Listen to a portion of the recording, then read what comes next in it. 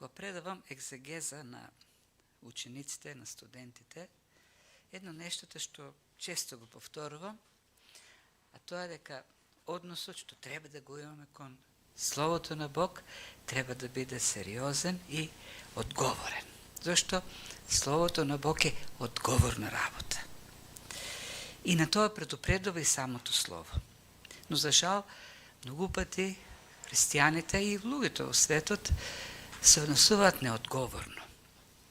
Наликуваат како оние мушички кои привлечени од светлината на светилката, посебно оние вжештени светилки, почнуваат да играат опасен танц, на крајот завршува смртоносно.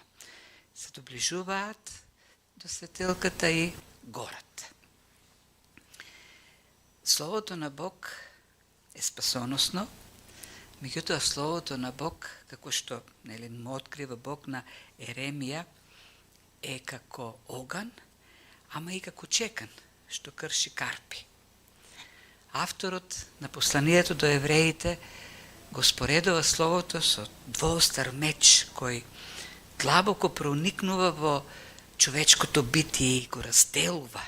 Проникнува во сите компоненти на човечката личност, духот, душата, телото. И огнот, и чеканот, и ножот по својата суштина вршат, се наменети за добри работи. Огнот дава светлина. Огнот грее. Без оган нема живот. Меѓутоа огнот може да предизвика и страшни катастрофи, како што беше случајот во Кочани, како што беше сега во Швајцарија. Чеканот гради. Нема мајстор што гради, а да не користи чекан. Но чеканот може да руши. Ножот во рацете на хирург може да изврши спасоносна операција, ке го исече орган од телото за да спаси. Меѓутоа во рацете на убиец ножот одзема за живот. Така и Словото на Бог. Спасителниот Божи збор. Кога се однесуваме неодговорно со него, станува опасно. И за тоа говори текстот што го прочита Борјан. Текстот од крајот на 12-та глава на Евангелието според Јован. Кои се последиците од неверието? Дава Јован една констатација дека евреите не поверуваа. И која беше последицата?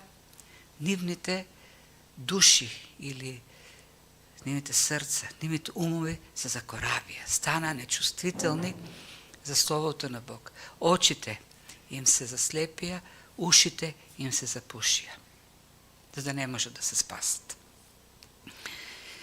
Да го сватиме сега по-добро овој текст, добро е да го, бидејќи говориме денес за екзегеза повеќе, многу е важна екзегезата на овој многу важен текст, кој е меѓу другото и тежок, содржи мистерија, не можеме докрај да проникнеме во се што сака да каже, но многу е важен пристапот, а првото и основното, првото правило, кога се пристапува кон било кој текст и посебно кон Словото на Бог, е контекстот.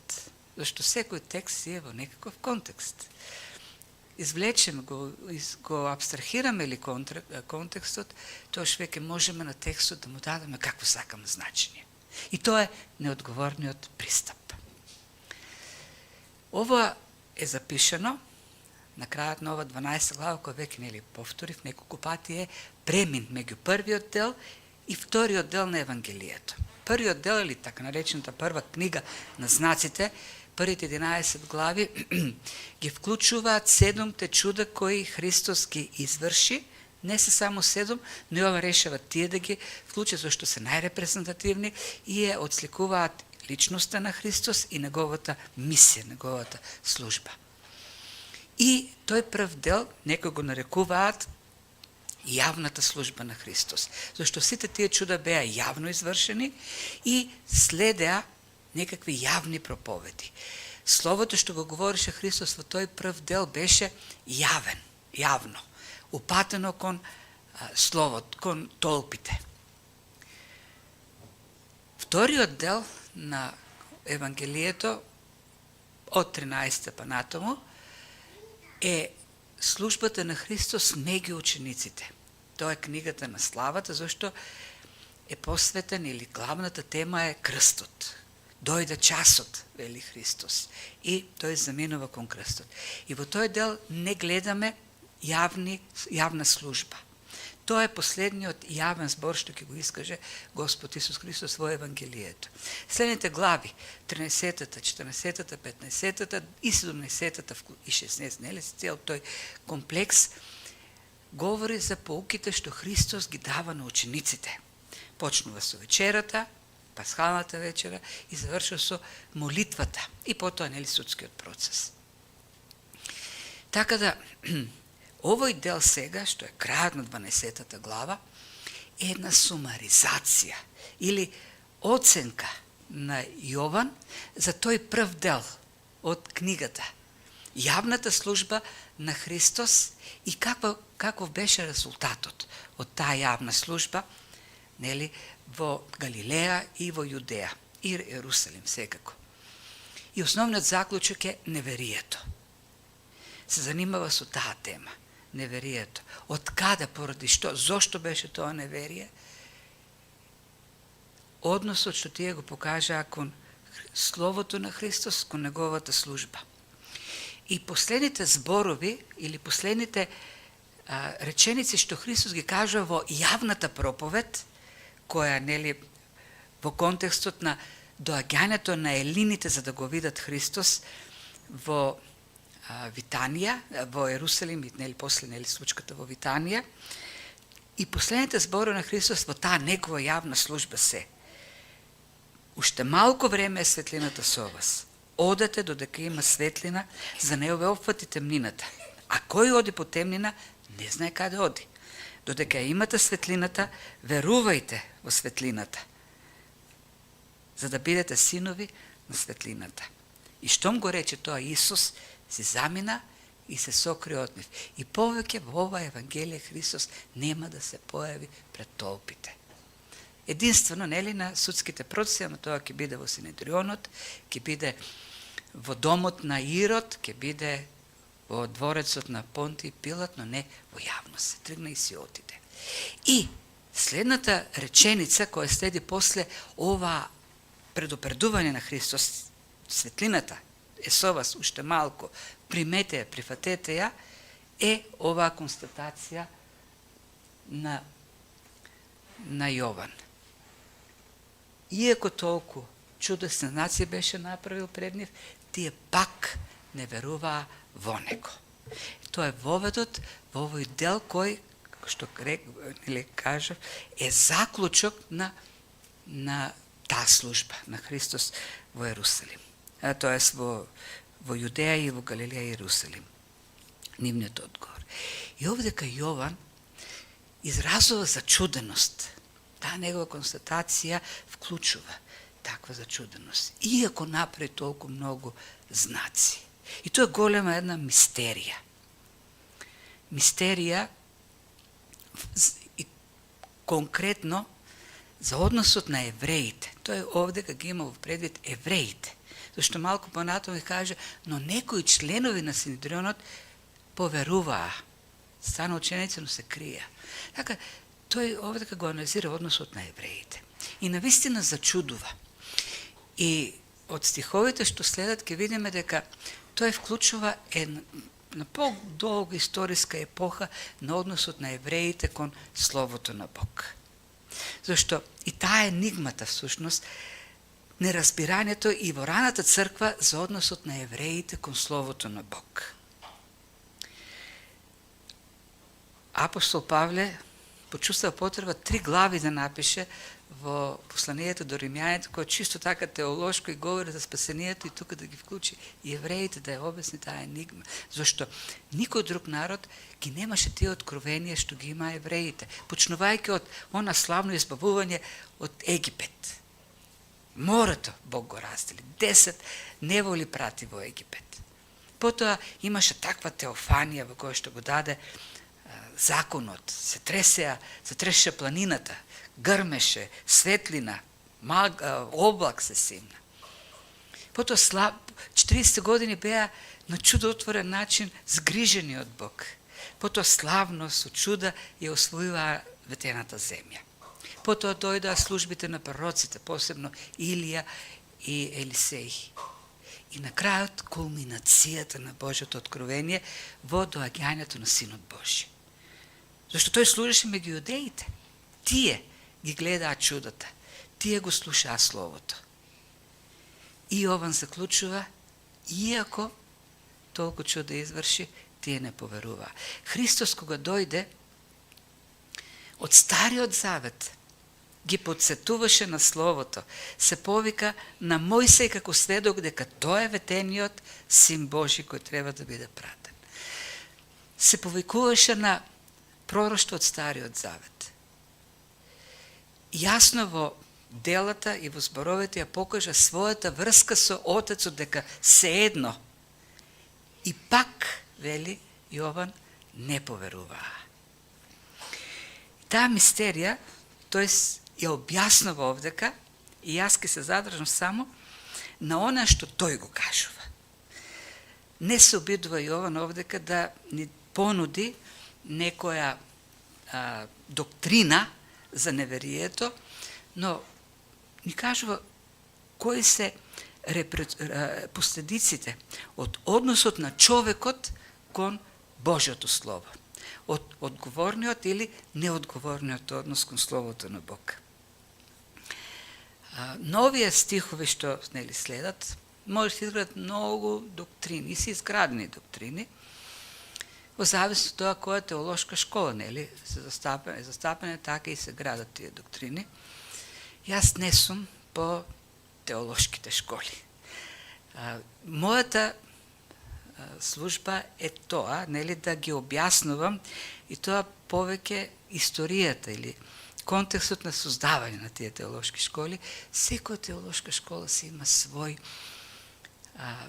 историски, политички, духовен, филозофски, идеолошки, економски контекст во кој е создадена.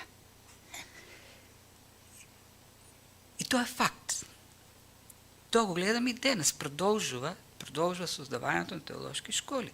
Например, конкретно просперитетната теологија, која е нов феномен во христијанството, не случајно се јавува во едно современо општество, едни специфично општествено-економски услови, кои што конзумеризмот е основното, маркетингот, продажбата. Задоволувањето на човечките потреби, вкусови. И тоа е таа теолошка школа која се одува еден таков специфичен општествено-економски и хуманистички, секуларно-хуманистички момент. Никош во историјата на црквата улогата на жената во црквата не била да води, да биде пастор, да биде свештеник, да биде епископ и така натаму. Тоа учење влегува денес во црквата, меѓутоа корените ги наоѓаме во феминизмот, кој се јавува како движење на почетокот на 20 век, во секуларниот свет, и потоа во академските црковни кругови и во самата црква. И денес, например, се гради учење во кое што жената може да биде водач во црквата. Ма тоа гледаме, корените се чисто идеолошки, општествени, социјални, доаѓаат од современиот феминизам. Не можеме таа врска да ја исклучиме. Јасна е врската. Но знаете дека тоа се однесува и за другите теолошки школи. Заветната теологија, која ние сега да не влегувам во историјата на догмата, заветната теологија која е изворна, така да кажеме, историско протестантска на класиците на реформацијата, е врзана со разбирањето или потребата за христијанизирање во првите векови на цели општества, цели царства, а пак во времето на реформацијата, реформа на црквата во општествата. Реформацијата, основната реформација, или знаете, е реформација на цели општества, царства, градови, на сите луѓе. А заветната теологија во својата суштина вклучува колективитет. Завет на Бог со колективи, народи, семејства и така натаму. Диспенсационалната теологија потоа се јавува понатаму, таа е многу понова, од пред 150 години, во едно друго време, кога во општествата црквата веќе го губи своето влијание, а доминира политиката, економијата, а во тие области пак навлегува како сила еден етнос кој со векови е антагонистички со црквата и тие политички влијанија, па тука и заселениот интерес кон пророштвата, кој либералната теологија од 19. и 20. век ги одрекува, либералната теологија удира против чудата и пророштвата, се јава заселен однос кон пророштвата од црквата и тука доаѓа една смеса на борба против рационализам, влијанија, лобирања и создавање на една повторно теолошка школа која си е продукт на едно време, на едни услови. И знаете ли кој е големиот? Зошто сега тоа го кажувам? Големиот проблем кога ние секој текст ќе почнеме во екзегезата, да вклучуваме некој универзален херменевтички клуч кој го гради една теолошка школа. И тогаш секој текст мора да помине преку призмата на таа теолошка школа. Вклучувањето на такви херменевтски клучеви сушност води до импутирање на значења на текстовите. Импутирање на нешто во текстот кој може и да го нема, може да го има. Затоа има млади луѓе кои се заинтересираат од теологија, убаво е дека да има теологија, треба да има превед дека на крајот на краиштата словото како слово, треба да биде фокусот на нашето внимание. Реформацијата се јавува како потреба да ја врати црквата во учењето кон изворите, нели? Ad fontes, кон изворите. Словото, да се врати кон словото. Зошто средновековната црква многу во своите теолошки школи се оддалечила од словото. Меѓутоа, во обидите реформацијата, нели, да и реформира црквата, создава повторно теолошки школи, од една, друга, трета, и така повторно ние се оддалечуваме од изворите, од словото. И затоа Барт, кој живе во време кога либерализмот многу удира, нели, на словото, повторува семпре реформанда. Семпре реформанда. Знаете што е семпре реформанда? Повторно и повторно. Пак реформација. Уште реформација. Тоест, секоја црква има склонност поради фактори. Ние сме подложни на влијание на општествени, економски и секакви фактори. Подложни сме на ставање на словото во нашите разбирање современи. И затоа пак начинот на кој што вели Барт, еклесија реформата семпре реформанда. Како? Реформираната црква уште треба да се реформира. Како? И вели екзегеза, екзегеза, екзегеза и уште повеќе екзегеза. Навраќање, навраќање, навраќање и толкување на словото. Тоа е начинот, тоа е сериозниот однос кон словото. И јас сакам тоа сега, бидејќи е многу важно, го вклучувам овдека, така да пристапиме и на овој текст. Зошто Јован пишува нешто кој треба да не предупреди. Не да ни обясни енигми за Бог, нели, од пред создавањето на светот. Туку е една конкретна фактичка ситуација со евреите, која е реалност и која треба сите ние да се чуваме. И вака, откако заклучува дека иако толку чудесни знаци беше направил, тие пак не веруваа и вели. Зошто е тоа? Прво, за да се исполни словото, и второ, не кажува, со каква цел, и потоа во еден друг пак цитат од Стариот Завет ќе каже зошто. Прво зада и после како некаква, прво како тоа е причина за нешто, а и потоа говори за некаква последица. Прво вели, тие го отврля Словото за да се исполни писмото, да се исполни пророштво. И тука тој цитира од Исаја 53 глава, многу познатата глава за страдалниот слуга, за Месијата кој што доаѓа да биде слуга страдалник. Ова е буквалниот текст од Исаја 53 прва глава. Малку Јован го парафразира тој текст. Да се исполни словото на Исаја. Господи, кој поверува во она што чул од нас? А пак Исаја вели, кој поверува во она што го чул од нас и кому се откри силата Господова? А Јован вели раката. Јован е по сликовит. Јован е идеалист. Тој користи слики, идеи. Место сила вели раката. Рака како символ на силата.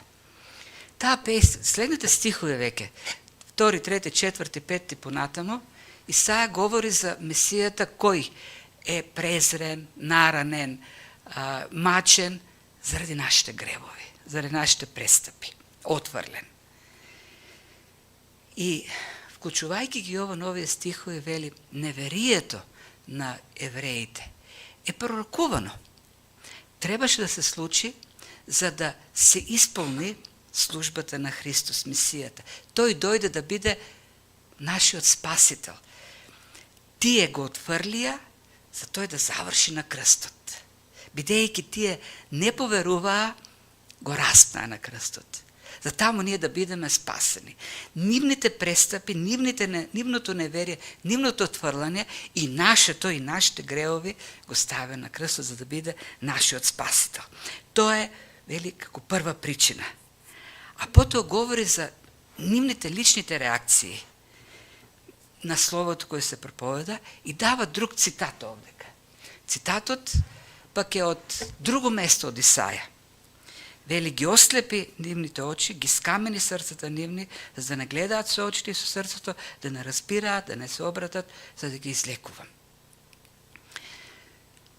И кажува кога тоа Исаја го кажал, кога ја виде славата негова, изборувал за него. И навистина, ако отворите 6 глава на пророкот Исаја, кога облак, од славата Господна го исполни храмот и Исаја многу се уплаши, во 10 стих следат овие зборови, во кој што Бог го праќа Исаја да биде пророк, да го говори Божјото Слово. Тоа е контекстот. А пак тоа историски се случува во време кога големиот цар Озија веќе не царува. Тоа е славниот цар. 40 години, тоа е еден славен момент од историјата на Јудеја, кој инаку во времето на монархијата е обележена со падови.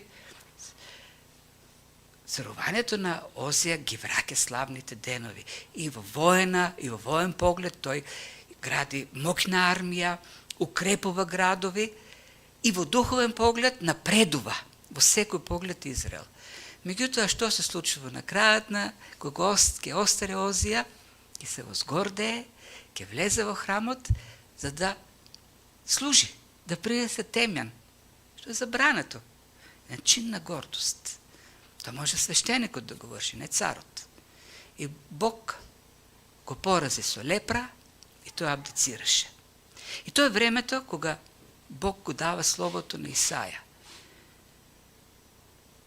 За да му каже, кога народ е разочаран, уште живе во славните времена на Озија, да му каже колку и да е голем еден цар, на крајот на краиштата или ќе умре, или пак ќе се возгордее.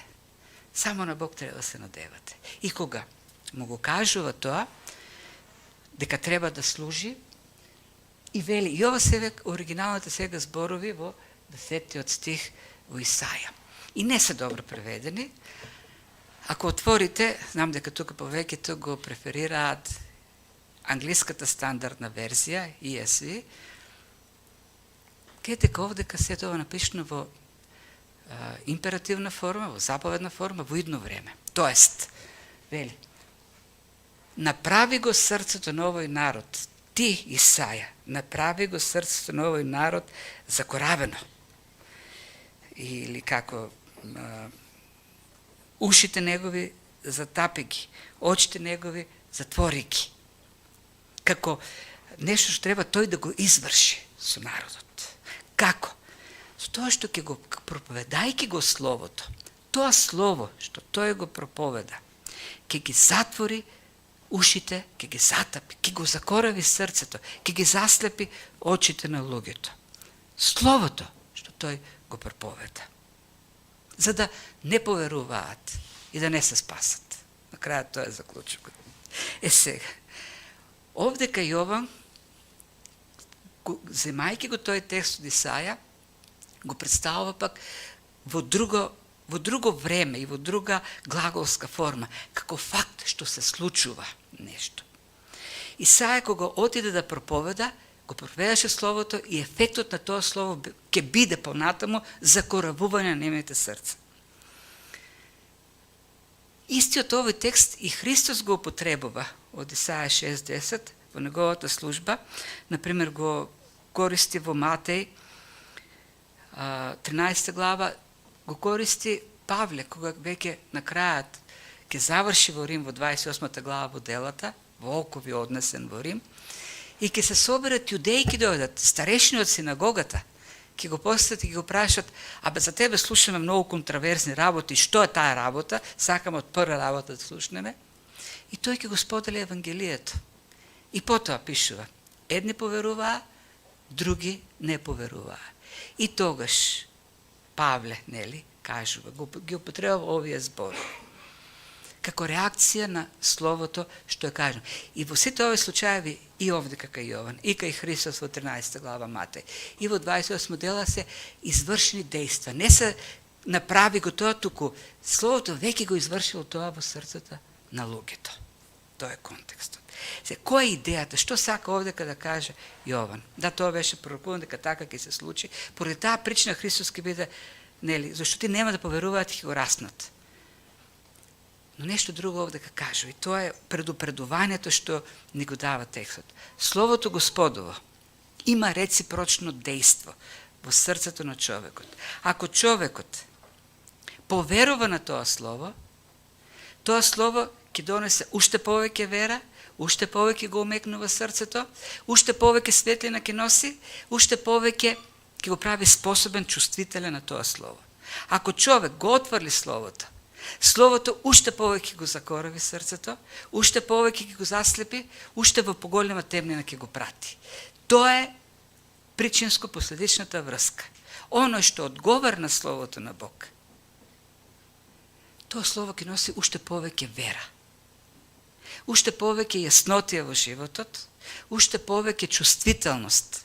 Тоа е тој процес на верните луѓе. Тоа го прави словото со нив. Оно што го отврла словото. И тоа е предупредувањето. И затоа и на евреите им вели: кога го слушаш ова слово денес, немој да го закораваш своето срце. Зошто словото е како оган кој топли, осветлува, ама и како оган што проголтува, во зависност од твојата реакција. И ова не се занимава со некои категории предсоздавања, конкретни. Ти денес каква одговорност имаш кон словото на Бог. Предупредување. Ако го слушаш словото на Бог, треба да одговориш со вера и ќе дојде светлината во тебе. Ако го отврлиш, тогаш темнината ќе стане уште подлабока во твојот живот. Уште повеќе твоето срце, Бог, тука вели, словото го прави тоа, закораува. Уште повеќе ќе го закораува твоето срце. И тоа не е против волјата на некого. Во никој случај. Ние не можеме, нели, да си ги замислиме евреите како луѓе кои многу копнееле, биле многу добри, морални, многу сакале да веруваат, ама еве Бог фрлил некакво проклетство врз нив и така им ги заслепил, сега не можат да поверуваат. Не, тоа е нивно свесно дејство. Тие се виновни за неверието и за последиците. Христос дојде, светлината дојде. Тој им кажа, тоа е последниот стих, светлината уште малку е, поверувајте, прифатете ја светлината. Им даде знаци, чуда изврши. Од Стариот Завет потврдуваше. Ја правеше јасната аналогија меѓу него и Отецот и тие се спротивстави на таа очигледна вистина, која беше откриена, потврдена. Го отврлија Божиот Син. Божиото дејство беше многу строго. Да, строго, но праведно. Тоа е.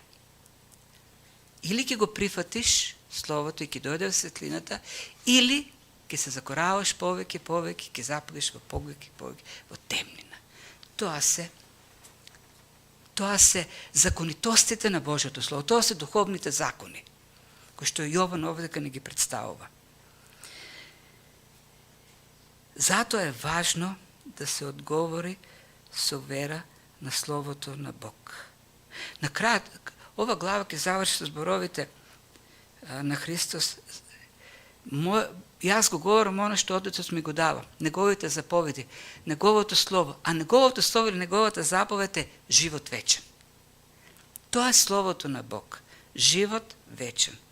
Оно што го прифаќа или оно што ќе поверува, има живот вечен. Живот вечен е да живееш заедно со Бог, да го познаеш Бог, Отецот и испратението од Него Син, да имаш еден близок однос од целата вечност.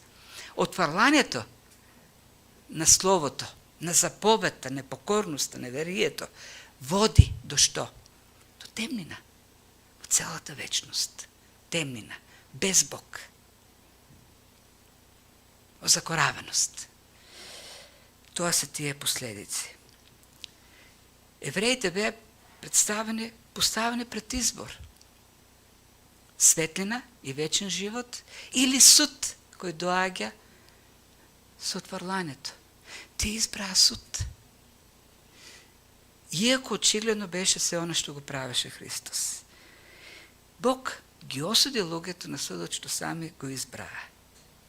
Тоа е неверието. Ирonside или Ironside, не знам како го нарекуваат, како вистински се ова изговара.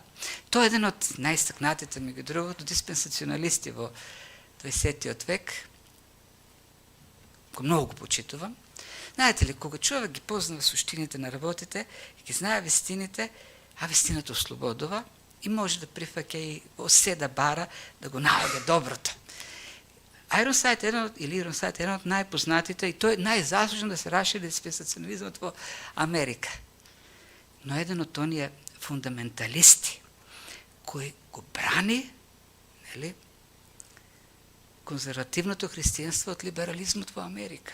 Еден од најголемите борци на библиската вистина од либерализмот. Едно од средството што тој го користи, нели, диспенсационализмот е оружјето, зашто тоа треба да ги потврди пророштвата кои ги негираат. Затоа јас го сваќам и го прифаќам како добар борец, зашто користи добро средство против либералите во Америка во тоа време, една теолошка школа. Но тој бил и како помлад учител во детското неделно училиште. И знаете ли што? Јас не знам дали во нашите детски училишта некој пат некој на децата им говорил од овој текст. Многу тежок. Јас мислам дека дури во црквите не се проповедал овој текст, а камали во детска школа, тој е во детското школа. И многу убаво им обяснила децата. Им кажал, дечина сега вака. Што кажува во стих? Ако ти го отврлаш словото што ви се говори, нели, дома, во црква, вашето срце ќе стане потврдо. Ако продолжиш да го отвориш, ќе стане уште потврдо. И на крајот рекол, ќе имате камен во вас. Едно девојче, тоа меѓу другото, Ирonside го пишува во коментар кон овој текст, каква случка од неговата служба. Некој девојче слушало внимателно, замислено, и завршил црквата и тргнала со својата мајка да се враќа дома и по патот цело време си мислела својот татко.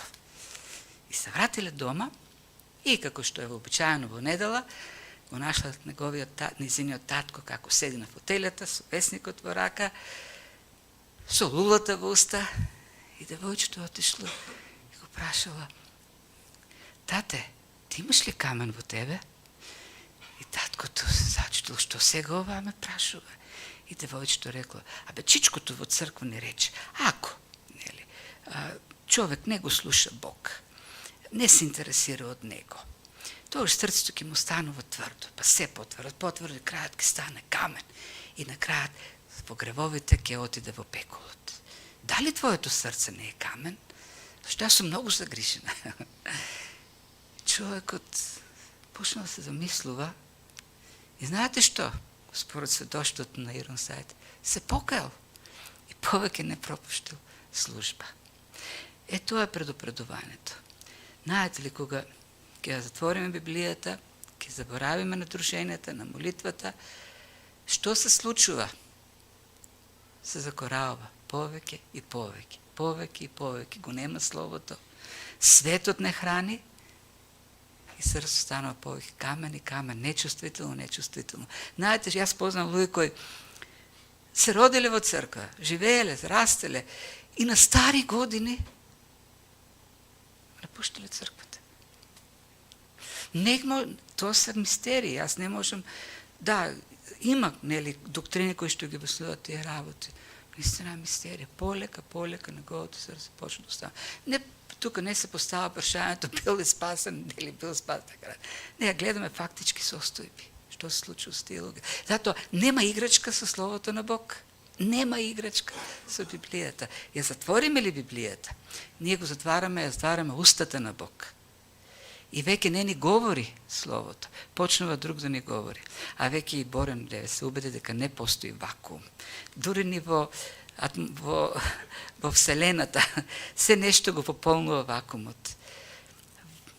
Вакуумот ќе го пополни не Словото, туку сламата на овој свет, која не храни, туку закоравува, затврднува.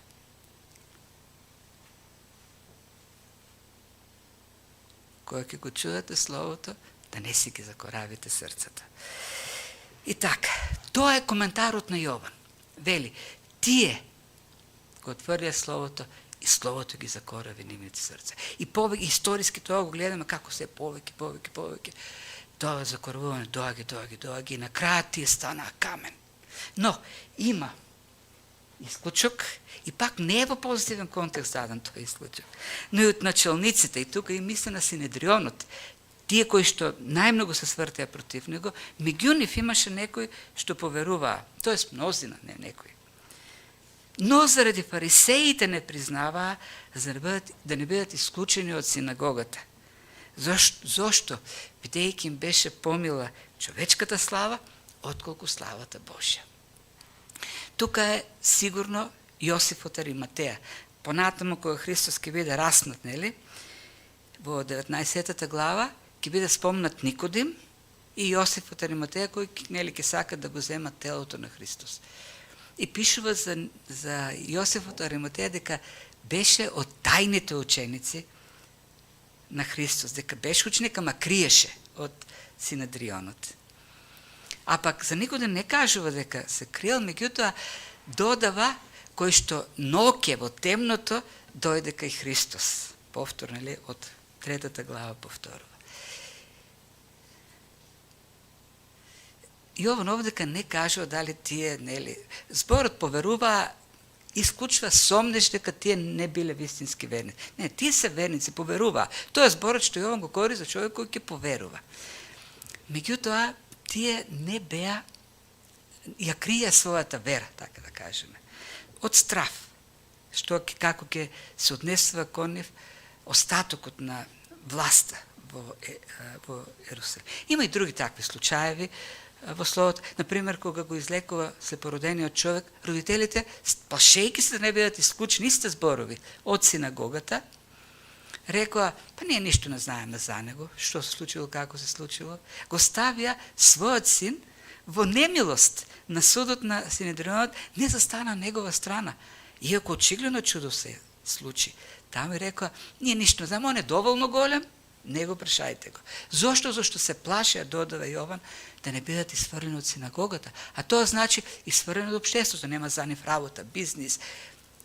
Анатемисани, отфрлени од општеството.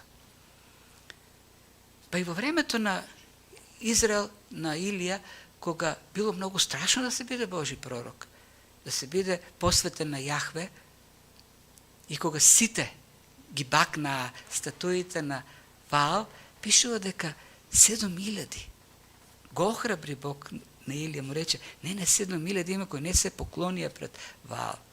Илија не ги знаеше, кај биле тие? Ако биле во јавноста, ќе ги убија. И тие се криеле исто така. И се тука е прашањето, ами добро се, може ли некој да биде? Може, да, може да биде верник, да биде таен ученик. Меѓутоа, зошто ќе биде таен ученик? Тука е веќе прашањето.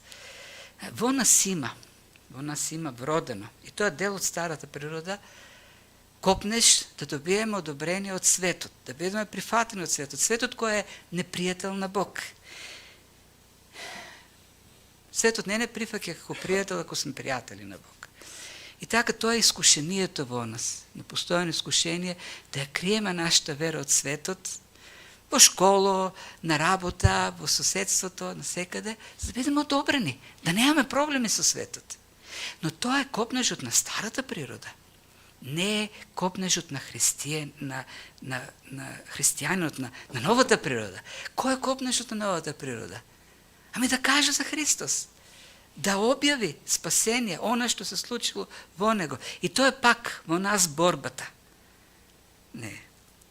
Пак е тој изборот, решението. Новата природа, која копне да сподели, како Леви, кога беше, деночникот беше спасен, гозба организира, ги звикна грешниците, останатите деночници. Направи гозба за да каже што Христос направи за него. Знаете ли кој е најголемиот проблем на криењето? Што останува запушено, заглавено Словото на Бог. Во нас останува заглавено. Мисијата што Христос е даде на учениците да бидат сведоци. Тајното христијанство, тајната вера не е евангелизаторска, не е мисионерска. Таа го сопира Словото на Бог. И тие луѓе, јас верувам дека Јосиф од Ариматеја, а пак за Никодем пишува дека бил многу чесен човек. Биле веројатно најдобрите во Синедрионот, кој бил страшно корумпиран. Знаеме дека првите луѓе, дека првосвештеникот бил страшно корумпирана личност во Синедрионот. Овде дека имаме луѓе кои се посветени на Христос, кои секој поглед се примери. И тие кријат својата вера. Го кријат сведоштвото за нивниот живот. Да не бидеме оние кои го задржат ширението на Евангелието, затоа што сакаме да бидеме така посимпатични кон светот. И губаме храброста да кажеме на нашите колеги. Така да овој тука текст е некако како мост меѓу или врска помеѓу првите стихови што ги разгледуваме за неверието на евреите и сега крајот веќе последните стихови кои представуваат некакво резиме. Овие стихови Исус подигна глас и рече, не можеме да ги сместиме во некаква историска во некој момент, зашто ќе видиме ова е резиме на се оно што Христос го говореше пред толпите до овој момент. Така да, тоа се Христови зборови, но Јован овдека ги сумира Христовите зборови. И кога вели и го подигна глас и рече, Јован убаво, Борјан убаво Јон подигна глас дека читаше, идеја акцентира. Ова се акцентите. Акцентите на Христовата поука, на Христовата проповед. Во тој прв дел. Така можеме, како резиме, како сумаризација, да ја представиме проповедта на Христос во првите 11 глави. Кој верува во мене, не верува во мене, туку во оној кој ме пратил. Кој ме гледа мене, го гледа оној кој ме пратил. Тоа е основната тема на Христос во неговите проповеди до тој момент. Тоа е основната. Врската меѓу него и Отецот. Да веруваш во Христос, таа врска е толку силна, тие се во такво единство што да веруваш во Синот, значи да веруваш во Отецот. Да веруваш во Отецот, значи да веруваш во Синот. Едно се тие. Совршено единство. И втората изјава. Бидејќи тие се едно, Отецот и Синот во се едно. Во волјата, во мислите, во природата, во намерите, во совршенството. Доаѓањето на Синот Божи значи откривање на Отецот. Богооткривање на Отецот. Тоа е кулминацијата на откривањето на Бог на човештвото. И тоа е втората тема, што Христос цело време, јас дојдов да ви го покажам Отецот. Зборовите што јас ги кажувам, се зборовите на Отецот. Јас ништо не правам ако Отецот не ми го кажал. Совршено единство меѓу Отецот и Синот, едно совршено откривање на Бог од страна или на Отецот од страна на Христос. Богооткривање. Да, имаме откровение од Бог по природата, во се, меѓутоа, најсовршеното откровение го имаме во Христос кој дојде на земјата. И уште на самиот почеток Јован на Евангелието го кажува тој, во едно од првите проповеди, јас малку се останах и ќе се подсетиме, зашто и тука имаме пак екзегеза, зборот екзегеза е вклучен. И Бог никој никогаш не го видел. Единородниот Син, кој е во крилото на Отецот, тој го објави. Прво, Јован говори за една многу блиска врска со Отецот и Синот. Дава слика од културата, од фолклорот во Блискиот Исток. Синот кој е во прегратката на Отецот е слика на татко кој го зима детето во својата преградка да му открива вистини. Го подпира своите гради и му открива вистини за Бог. Го учи. Тоа е улогата на таткото во древноста. И тоа е најблиската врска на учење кој постои во древниот живот. И тука Христос, Јован ни дава слика таква меѓу Отецот и Синот. Тие се во најблиска можна врска. И затоа Христос е најсоодветниот да ни открива, бидејќи тој ги знае длабочините на Отецот. Зошто и Отецот и Синот имаат иста волја, исти ум, се совршени во своето знаење. И затоа кога доаѓа Синот, тој го објавува и тука тој збор, екзегомај, од кој е зборот екзегеза, значи толкување, значи објавување, значи разбирање, разјаснување. Христос дојде да ни го разјасни, да ни го објави, да ни го растолкува Отецот. Така да, се оно што го правеше Отецот, Синот, ни го открива Отецот. Кога Синот, кога Христос плачеше на гробот на Лазар, ние го гледаме Бог, Отецот, со солзи на очите. Тоа е тоа совршено откровение или единство. И потоа, третата тема во тој текст, значи, единството, богооткривението и целта, мисијата. Јас дојдов да донесам светлина. Светлината и темнината е една од основните теми во Евангелието според Јован. На неколку пати Христос се откри како светлината во светот. На жената кој беше фатена во прелюба, на човекот кој го излекува, што во првите глави Јован кажа за тие луѓе тука, за кои што и овдека говори. Светлината дојде се откри, меѓутоа тие повеќе ја засакаат темнината од светлината, зашто беа грешни. Христос дојде за да,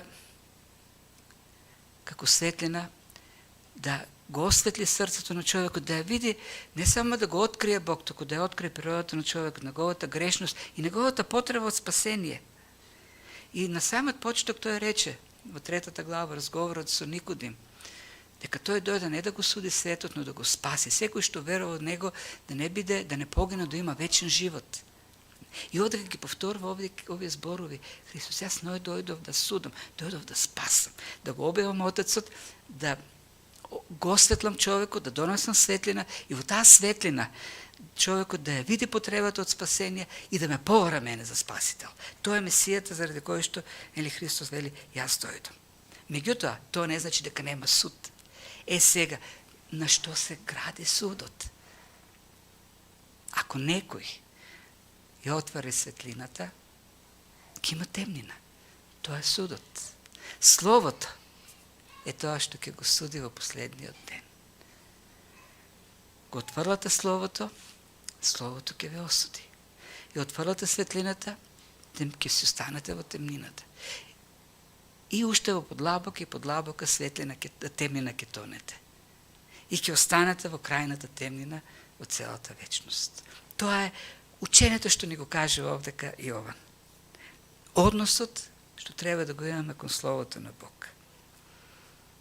Кој верува во Синот, има вечен живот. Кој не верува, нема да има живот. Гневот Божи останува врз него. Тоа со тие глави. Да, нема спасение без Божја благодат. Словото не предупредува да бараме, да молиме. Словото да дејства во нас, да молиме, неговата благодат да не огрее, да бараме, да не преобрази, да бараме да не увери. А Бог ветил дека ако бараш, ќе ти даде. Јас цела година читав Библијата и цела година се молев Бог да ме увери во вистината. И Бог ги чу моите молитви и ме убеди во Словото. Барав, Господи, мојот ум беше атеистички ум. Јас бев учен и како економист во средно и на факултет во атеизам, марксизам. Нема Бог, религијата опиум на народот. Ми беше многу тешко јас да прифатам постојање на Бог. Се молев, читав и се молев, како Бог не ме убеди. Ме огреа. Да видам во каква состојба се наоѓам. Невозможна. Без надеж во животот. Моли се. И Господ ќе ти даде вера. Ќе ти открие, ќе ти се открие, ќе те увери. Ќе го утврди, ќе пушти корен, ќе даде плод Словото во неговото срце. Зашто сатаната сака да се го зачува тоа што го држи. И ќе прави се за да не откине, да не оддалечи некако од Словото. Од мислите за Словото, од мислите за Бог. И уште еден од Луис од книгата Писмата на душевадникот, има еден стар ѓавол кој учи приправник, помлад ѓавол, како да ги лаже луѓето. И му раскажува еден случај, тој го нарекува, тој човек, еден мој пациент, атеист, еден ден вика, јас постојано го одврких од верата, ама еден ден, седејќи во еден музеј и така, читајќи нешто, почне да размислува за Бог. И јас веднаш, за да му ги одвлечам мислите, го подстив дека е гладен, е време за ручек. И човекот рече, да, гладен сум, ама ова е важна тема. Поважна од јадењето. И тогаш јас му реков, па да, многу е важно, затоа е добро да се најадеш прво и потоа, после најаден и на све шум, да размислуваш на таа тема. И човекот си рече, ба да, во право е, звучи логично. И излезе, се качи во автобусот, па почнаа мислите да му лутат натаму наомо, па го отвори весникот и повеќе не се сети за Бог. Тоа е целта на ѓавол, да не одвлекува од Словото, да не одвлекува од вистината. Дека Словото што го слушаме не треба да го занемариме, бара сериозен однос кон него. Да имаме однос на почит и вера и покорност кон тоа Слово. И да се молиме, Бог да работи во нас. Затоа Христос дојде на крстот. Да ни даде таква благодат, во која што ние можеме да ја видиме нашата грешност и да ја разбереме зависноста од Бог, од неговата благодат и силата што Словото ги има во нашиот живот. Словото. Знаете ли што врши реформа во нашиот живот? Словото на Бог. Тоа врши реформа. Тоа врши реформа во црквата. Знаете ли како ние семпре реформанда ќе правиме во нашиот живот? Слово, Слово и само Слово. Секако молитва, тоа да секогаш само заедно со молитвата.